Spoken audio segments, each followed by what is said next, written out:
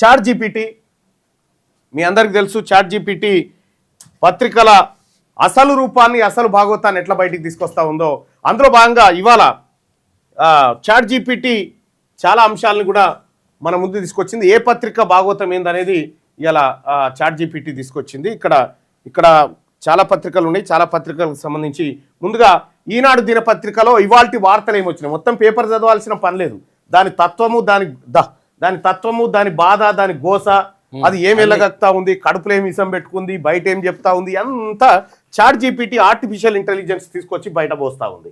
So అందులో భాగంగా ఇవాళ చాట్ జీపీటీ 12వ తారీఖు రోజు 1వ నెల 2026న ఈనాడు పత్రికలో ఏమొచ్చింది, ఈనాడు పత్రిక ఏం చెప్తా ఉంది, దాని మనసులో ఏముంది, బయటికి ఏం చెప్తా ఉంది అనేది ఒకసారి చూద్దాం. ఈనాడు పత్రికకు ఇలా చాట్ జీపీటీ ఇచ్చినటువంటి రేటింగ్ 3 ఇచ్చింది. అవుట్ ఆఫ్ 5లో 3 ఇచ్చింది. 5 స్టార్స్ కి 3 స్టార్ అంటే 50% అంతే. 50+ కొంచెం అన్నట్టు.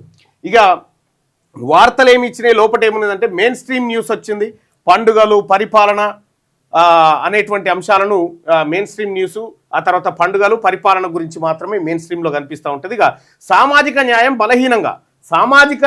బలహీనంగా ప్రచురిస్తూ ఉంది. అంటే సామాజిక అవసరం లేదు, బీసీలకు హక్కులు అవసరం లేదు, ఎస్సీ ఎస్టీలకు హక్కులు అవసరం లేదు అనేటువంటి బయటికి రాస్తా ఉన్నా లోపల దాని కడుపులు ఉందైతే సామాజిక న్యాయం బలహీనంగా ఉందట దానికి.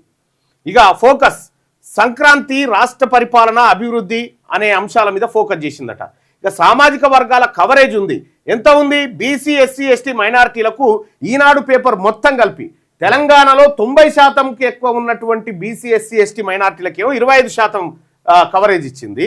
ఓసీ అంటే కేవలం 10% కూడా లేనటువంటి వర్గాలకు 75% కవరేజ్ ఇచ్చింది. దీని టోన్ ఎట్లుందంటే మితమైన అధికారిక భాష ఉంది. ఇది సామాజిక న్యాయం పైన ఎంత ఫోకస్ పెట్టిందని రేటింగ్ అడిగితే దీనికి 5కి 3 రేటింగే ఇచ్చింది ChatGPT. SC, ST, BC space ఎంత ఇచ్చిందంటే చాలా తక్కువ, 2 రేటింగే ఇచ్చింది దీనికి. సో ప్రభుత్వ విమర్శ ఎంత ఉందంటే 3 రేటింగే ఉంది. అంటే ఈనాడు పత్రిక అన్ని విషయాల్లో అటర్ ఫ్లాప్ అయిపోయింది. కేవలం అగ్రవర్ణాలను జోకే విషయంలో మాత్రమే స్పష్టంగా ఉందనేది ఈనాడు పత్రికను ఆర్టిఫిషియల్ ఇంటెలిజెన్స్ గుర్తుపట్టింది.